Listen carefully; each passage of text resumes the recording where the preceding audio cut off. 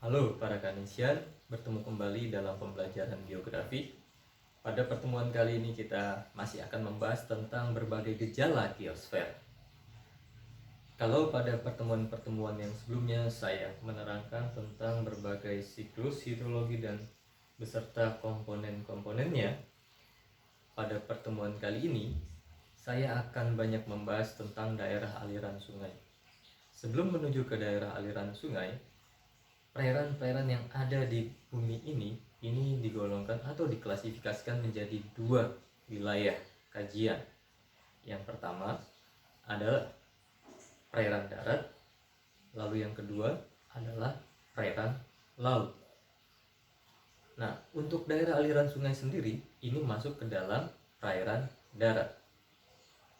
Baik, teman-teman. Untuk air permukaan ini merupakan bagian dari air hujan yang tidak mengalami infiltrasi atau resapan memasuki rongga-rongga yang ada di batuan ataupun tanah. Atau juga bisa dibilang air permukaan ini merupakan air hujan yang mengalami peresapan tetapi muncul kembali ke permukaan bumi sebagai mata air. Mata air yang muncul di permukaan bumi akan mengalir sebagai air permukaan. Yang berikutnya adalah berbagai macam bentuk dari air permukaan itu sendiri.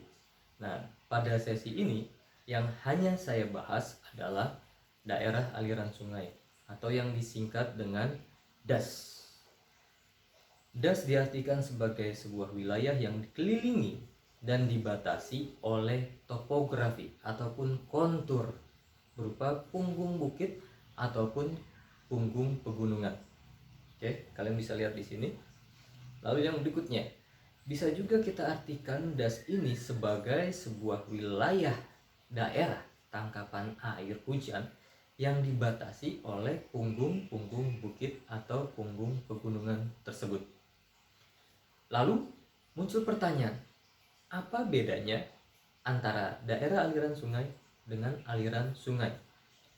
Nah, untuk yang pertama, sungai merupakan aliran permukaan yang bentuknya memanjang dari wilayah hulu sampai dengan hilir dan merupakan bagian dari daerah aliran sungai. Sementara daerah aliran sungai ini tak hanya meliputi aliran airnya saja, tetapi juga bentang alam di sekitar aliran sungai itu juga termasuk ke dalam daerah aliran sungai. Mengenai batas daerah aliran sungai, ini tidak sama dengan batas administrasi sebuah wilayah. Kalau wilayah yang paling rendah, kita bisa mengenal ada lingkup RT, RW, lalu yang berikutnya desa atau kelurahan, sampai sebuah negara, seperti itu. Nah, untuk DAS, ini bisa saja cakupannya itu melalui beberapa kota kabupaten atau melintasi berbagai negara, beberapa negara, seperti itu. Untuk contoh seperti ini, daerah aliran sungai Ciliwung atau DAS Ciliwung. DAS Ciliwung ini berhulu di wilayah Bogor, Puncak, Cianjur yang berada di wilayah Gunung Gede dan juga Gunung Salak. Seperti itu. Lalu yang berikutnya melintasi wilayah-wilayah di wilayah Bogor, Sukabumi sampai ke wilayah Jakarta. Gitu ya. Jadi muaranya daerah aliran sungai Ciliwung ini bermuara ke Teluk Jakarta. Ada yang lebih luas lagi. Contohnya adalah daerah aliran sungai Mekong yang berada di wilayah Asia Timur sampai ke wilayah Asia Tenggara, gitu ya. Hulunya ada di wilayah Cina, lalu yang berikutnya muaranya ada di wilayah perairan-perairan yang ada di Laut Cina Selatan, melintasi negara-negara yang ada di Asia Tenggara. Nah, lalu yang berikutnya, suatu DAS terdiri dari beberapa subdas, dan subdas juga biasanya dibagi lagi menjadi subdas, seperti itu. Untuk selanjutnya, kita akan mempelajari tentang bentuk dari daerah aliran sungai. Daerah aliran sungai ini bentuknya, polanya, kita akan mudah memahaminya ketika kita berada di wilayah udara. Tentang macam dan jenis daerah aliran sungai. Selain dari bentuk dan coraknya, daerah aliran sungai juga akan dibedakan berdasarkan macam dari jenisnya, yaitu das gemuk dan das krus. Oke. Tentang das gemuk.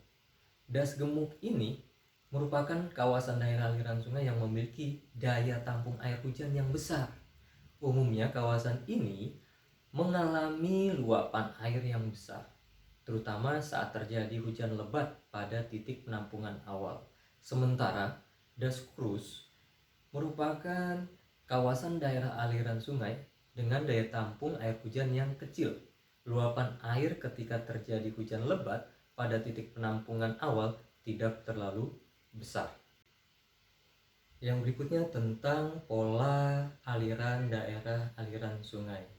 Pola aliran sungai pada daerah aliran sungai bergantung kepada kondisi topografi, iklim, kondisi geologis, dan juga vegetasi yang ada pada areal das. Yang pertama, topografi. Topografi berkaitan dengan bentukan muka bumi. Miringnya itu landai atau terjal. Iklim, curah hujan dan lain sebagainya. Geologi, struktur batuan yang ada, apakah berada pada wilayah lipatan atau pada wilayah patahan. Dan yang terakhir, vegetasi, apakah memang banyak vegetasi atau minim vegetasi.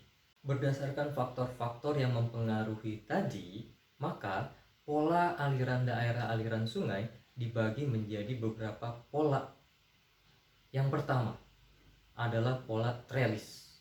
Pola trelis ini merupakan pola aliran sungai di mana masing-masing anak sungai bermuara secara paralel dengan aliran sungai utama atau induk sungai yang terdapat pada area pegunungan lipatan atau pada wilayah dengan struktur batuan yang terlipat. Untuk yang kedua, pola rektangular.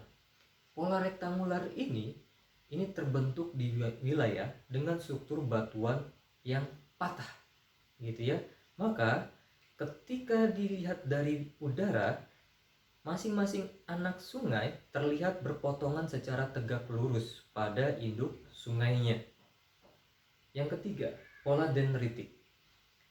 Pola aliran sungai ini menyerupai pohon yang lebat beserta ranting dan juga cabangnya. Pola aliran dendritik ini cenderung terbentuk di wilayah dengan kemiringan lereng yang landai. Seperti itu. Ada yang terjal lerengnya, ada yang landai. Maka kelokan-kelokan pola aliran dendritik ini benar-benar banyak, gitu ya. Kita bisa melihat ada banyaknya meander-meander sungai yang terbentuk pada pola-pola dendritik, terutama di wilayah tengah sungai dan juga di wilayah hilir sungai. Lalu yang berikutnya, keempat, ini ada pola radial. Pola radial ini terbagi menjadi dua. Yang pertama adalah pola radial sentrifugal, yang kedua adalah pola radial sentripetal. Untuk yang pertama, pola aliran sungai radial sentrifugal. Pada pola aliran radial sentrifugal ini terlihat dari wilayah udara, di mana hulu dari sungai yang saling berdekatan dan seakan membentuk satu titik pusat, dan kemudian anak-anak sungai akan menyebar ke segala arah. Pola aliran sungai radial sentrifugal ini cenderung terbentuk di wilayah kerucut-kerucut gunung ataupun sebuah bukit. Kedua adalah pola aliran radial sentripetal. Jika tadi radial sentrifugal terbentuk di wilayah kerucut-kerucut gunung, maka pola aliran radial sentripetal ini terbentuk di wilayah cekungan-cekungan.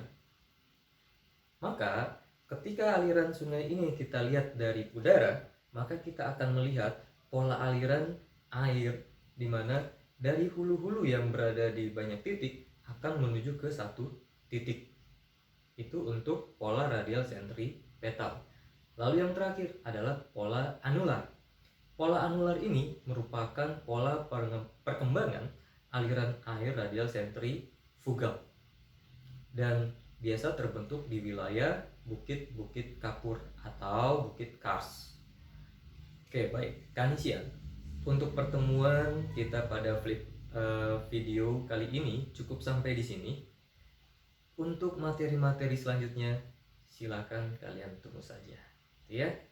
Salam sehat saya. Terima kasih.